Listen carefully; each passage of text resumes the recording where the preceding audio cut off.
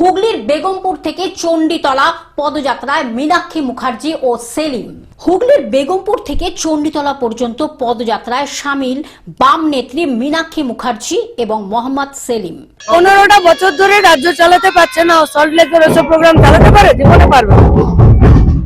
এই যে আজকে এত বড় যে কাণ্ডটা ঘটে গেল, এ নিয়ে মানুষ মোটা টাকার টিকিট কেটেছে, নিরাশ। পুজোবর্তী প্রায় ভাঙা হচ্ছে, পুলিশ লাঠিচার্জ করছে, কি বলবে? চাকরি পেয়েছিল, ফেরত দিতে হয়েছে।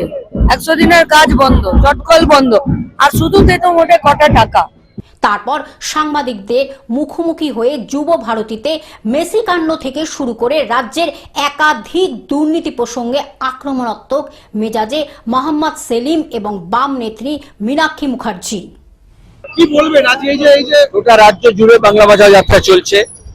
আমরা তুফানগঞ্জ থেকে শুরু করেছি, এই মুহূর্তে পশ্চিম বর্ধমানেও চলছে, পশ্চিম মেদিনীপুরেও চলছে, দক্ষিণ চব্বিশ পরগনায় চলছে, কলকাতায় চলছে, সমস্ত জেলা জুড়ে। আসলে বাংলা বাঁচানো মানে বাংলা শিক্ষা, সংস্কৃতি, খেলাধুলো, আমাদের শিল্প, আমাদের কৃষি সবটাকে বাঁচাতে হবে। আমাদের ঐতিহ্য, আমাদের সংস্কৃতি সব রসাতলে গেছে।